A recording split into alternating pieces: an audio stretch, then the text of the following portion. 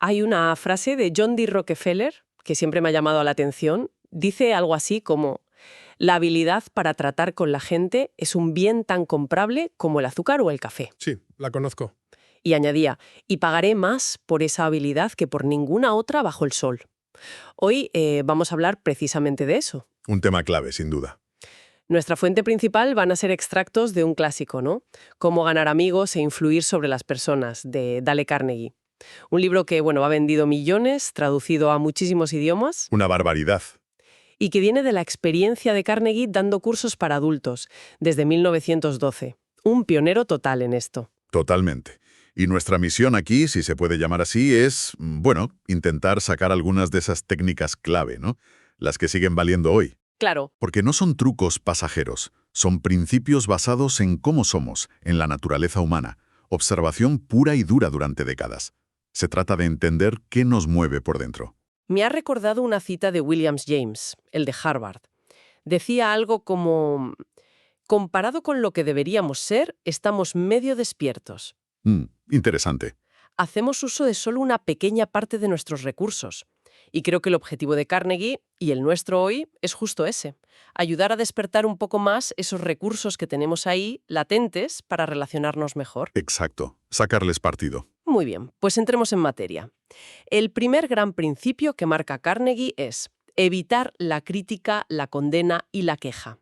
Suena casi básico, pero ¿por qué tan importante? Él dice que es fútil, incluso peligroso. A ver, profundicemos en ese porqué. La crítica, casi por instinto, ¿qué hace? Pone a la gente a la defensiva, automáticamente. Sí, ataca su orgullo, esa necesidad que todos tenemos de sentirnos importantes. ¿Y el resultado? Resentimiento. Casi siempre. No un cambio real y positivo. Es verdad. Carnegie se fijó en que hasta los criminales más famosos se justificaban. Gon Crowley decía tener un corazón cansado pero amable.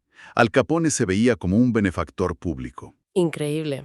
El alcaide de Sing Sing decía que pocos criminales se ven a sí mismos como malos, racionalizan. Y si ellos lo hacen, imagínate el resto de nosotros ante una crítica, aunque sea pequeña. Claro, la autojustificación es universal. Y no solo en casos extremos. Recuerdo el ejemplo que ponías del coordinador de seguridad, Jorge B. Johnston, con los cascos. Exacto, es un caso perfecto. Cuando Johnston simplemente ordenaba, poneos el casco, ¿qué pasaba? Pues que obedecían a regañadientes. Y se lo quitaban en cuanto se daba la vuelta. Pero cuando cambió el chip y empezó a preguntar amablemente, ¿son incómodos los cascos? Recordad que son para protegeros a vosotros. La cosa cambió. Radicalmente. Mucha más cooperación y sin ese resquemor. Es la diferencia entre imponer y persuadir, ¿sabes? Incluso Lincoln, que lo tenemos como un ejemplo de tacto, tuvo que aprenderlo a base de golpes. Casi se bate en duelo por una crítica pública de joven. Esa experiencia le marcó. Aprendió a morderse la lengua. Es famosa la anécdota de la carta furiosa que escribió al general Meade después de Gettysburg. Porque no persiguió a Lee, ¿verdad? Justo. Le escribió, para desahogarse, que a veces viene bien, pero nunca la envió. Ah, Se paró a pensar. Intentó ponerse en la piel de Meade, el cansancio de la batalla, la sangre, y entendió que la crítica solo iba a herir, no a arreglar nada. Prefirió comprender a condenar. Es un ejemplo brutal de autocontrol y, yo diría, de empatía estratégica. vale, entonces, si criticar no suele funcionar, ¿cuál es la alternativa? Ahí entra el segundo principio de Carnegie: dar aprecio honrado y sincero. Lo llama el gran secreto. Y conecta, fíjate, con una necesidad humana súper profunda que ya identificó gente como John Dewey, el deseo de ser importante. El motor de muchas cosas. Exacto. Es lo que impulsa la civilización, lo que motiva a figuras como Lincoln, Dickens, Rockefeller. A todos. Charles Schwab, uno de los primeros peces gordos del acero, Sí, decía que su habilidad para despertar entusiasmo en la gente era su mayor activo, y cobraba $1 millón al año en aquella época. una barbaridad. ¿Y cómo lo hacía? Su lema era: soy caluroso en mi aprobación y generoso en mis elogios. Buscar lo bueno y decirlo. Pero claro, hay que buscarlo de verdad. Me gusta la historia de Rockefeller elogiando a su socio, Bedford. ¿Ah, sí? Habían perdido dinero en una inversión, un 40%, pero Bedford había salvado el 60%. Y Rockefeller, en lugar de echarle la bronca por lo perdido, le dijo: espléndido, salvar el 60%. Está muy bien. Exacto. Se enfocó en lo positivo. Es un cambio de chip. Y recalca mucho la diferencia entre esto, el aprecio sincero, y la adulación, ¿no? Fundamental. La adulación es falsa, es egoísta, se nota a la legua. Hacer la pelota, vamos. El aprecio genuino, en cambio, sale de dentro. Es específico. No buscas nada a cambio directamente. Como decía Emerson, todo hombre que conozco es superior a mí en algún sentido. En eso aprendo de él. Qué bueno. Se trata de encontrar esa cualidad admirable, por pequeña que sea, y reconocerla. De verdad. Es mirar buscando lo bueno, no el fallo. Entendido. O sea, evitar criticar, dar aprecio sincero. Y el tercer punto clave, ¿cómo conseguimos que la gente haga cosas, que colabore? Ajá. Carnegie dice, despertar en la otra persona un deseo vehemente. Es muy directo. La única forma de que alguien haga algo es conseguir que quiera hacerlo. Precisamente. Es que pensar solo en lo que nosotros queremos es, bueno, un poco infantil y sobre todo no funciona. La clave es meterse en los zapatos del otro. Ponerse en su lugar. ¿Qué le mueve a esa persona? ¿Qué quiere? ¿Qué necesita? Y entonces plantearle cómo puede conseguir eso haciendo lo que le proponemos. Carnegie usaba la metáfora de pescar. Sí, No usas el cebo que te gusta a ti, usas el que le gusta al pez. Hay que adaptar el mensaje a los intereses del otro, siempre. recuerdo la historia de Carnegie cuando le subieron un montón el alquiler del salón de baile que usaba. Sí, sí, En lugar de quejarse y decir, qué injusto es esto para mí, se preparó una lista de ventajas y desventajas para el exacto. gerente del hotel. Fue brillante. Le demostró el gerente cómo tener sus conferencias ahí, bloqueando el salón, le impedía al hotel alquilarlo para bodas, fiestas, eventos que daban mucho más dinero. Claro, Se centró totalmente en lo que le interesaba al gerente. Resultado, le bajaron el alquiler.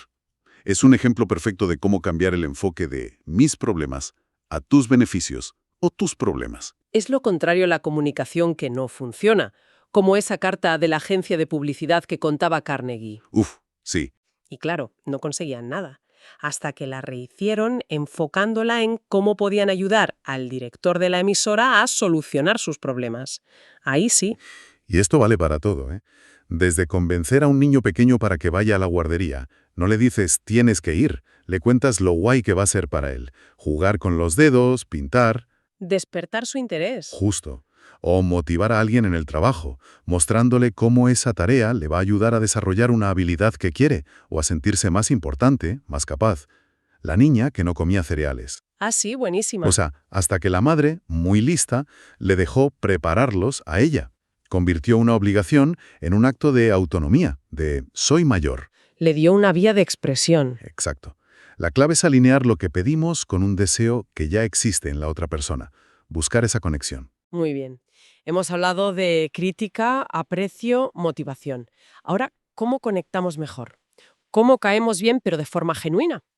Un punto clave aquí es interesarse sinceramente por los demás. Es la piedra angular, yo diría. Carnegie decía algo muy potente. Puedes hacer más amigos en 2 meses interesándote de verdad por los demás, que en 2 años intentando que los demás se interesen por ti. Da que pensar, ¿eh? Y Alfred Adler, el psicólogo, era aún más tajante. Decía que la persona que no se interesa por sus semejantes es la que más problemas tiene en la vida. El interés genuino atrae, es magnético. Pienso en Theodore Roosevelt. Su popularidad no era solo por política, era su capacidad de mostrar interés real por la gente normal. Recordaba el nombre de los sirvientes, preguntaba por detalles de sus vidas. Es un ejemplo fantástico. O el vendedor que cuenta Carnegie. Empezó a saludar y a interesarse por todos en una tienda, no solo por el jefe. ¿Y qué pasó? Es que el dueño lo vio ese trato humano con todos y le acabó duplicando el pedido. Vio que había un interés real, que iba más allá de vender. Pero ojo, la clave es la sinceridad. Claro, no vale fingir. No puedes fingir interés mucho tiempo, se nota. La gente percibe cuándo es auténtico y cuándo es, postureo. Y muy relacionado con esto de interesarse está otro principio que parece obvio, pero que es potentísimo. Recordar que el nombre de una persona es para ella el sonido más dulce e importante. Totalmente. Olvidar el nombre de alguien o escribirlo mal, es un pequeño golpe. Envía un mensaje de no me importas tanto. Sí.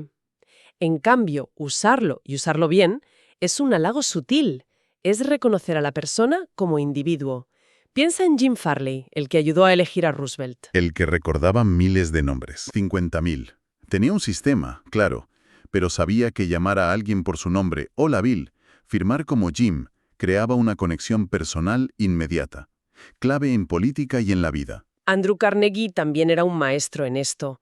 Ponerles nombre a los conejos de los niños que los cuidaban, Sí, o nombrar su acería Edgar Thomson Steelworks para venderle raíles al presidente del ferrocarril, que se llamaba J. Edgar Thomson. un genio. Sabía cómo tocar la tecla. Y funcionó. Vaya si funcionó. Usar el nombre es reconocer al otro, darle su sitio. Y no hace falta ser Carnegie ni Roosevelt.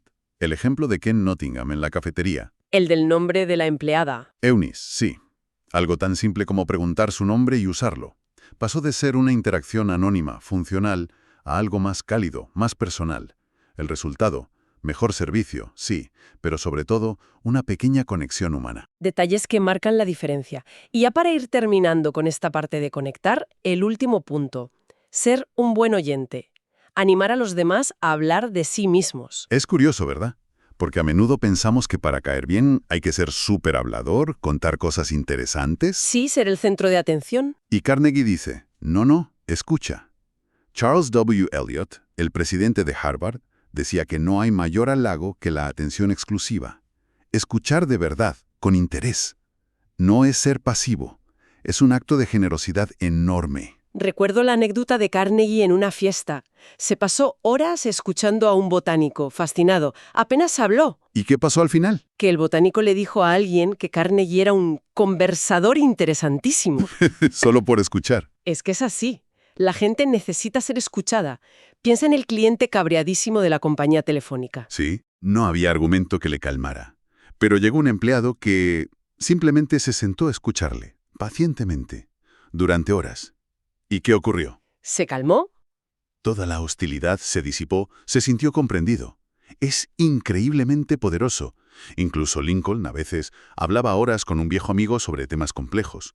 No buscaba tanto consejo, sino aclarar sus propias ideas, al contárselas a alguien que le escuchaba con atención. Pero escuchar bien requiere esfuerzo, ¿no? No es solo oír pasivamente. Desde luego. Requiere concentración. Tienes que aparcar tus ganas de interrumpir, de contar tu historia, hacer preguntas que animen al otro a seguir, a profundizar. Es una habilidad que hay que practicar. Sí, cuesta. Pero el impacto en las relaciones es brutal. Darle a alguien el regalo de tu atención completa es una de las formas más potentes de conectar, de verdad. Bueno, repasando un poco las ideas centrales de Carnegie que hemos tocado. La importancia de no criticar y, en su lugar, ofrecer aprecio sincero. Fundamental. La estrategia clave de pensar en lo que quiere el otro para que colabore. Ponerse en su piel. Y, finalmente, conectar de verdad, interesándonos por los demás, valorando algo tan personal como su nombre y, sobre todo, practicando el arte de escuchar. Y es importante insistir, creo, en que esto no va de usar trucos para manipular. Para que funcione de verdad a largo plazo y construya relaciones buenas, tiene que haber sinceridad. Claro. Un respeto real por la otra persona. Requiere empatía, esfuerzo consciente. Si volvemos a William James y a ese potencial medio despierto. Sí. Estas habilidades son en el fondo herramientas para desarrollar esa parte dormida de nuestra capacidad para relacionarnos mejor, para que nuestras interacciones sean más constructivas, más positivas. Y como pensamiento final, algo que ya decían desde Confucio hasta Benjamin Franklin, quizás el mejor sitio para empezar a aplicar todo esto no es intentando cambiar a los demás, Interesante. sino empezando por uno mismo. Así que ahí dejamos la pregunta flotando. ¿Qué pequeño cambio, basado en estas ideas, quizás morderse la lengua antes de soltar una crítica, dar las gracias de forma específica y sentida, o simplemente esforzarse por escuchar de verdad la próxima vez, podría intentar aplicar cada uno desde ya mismo?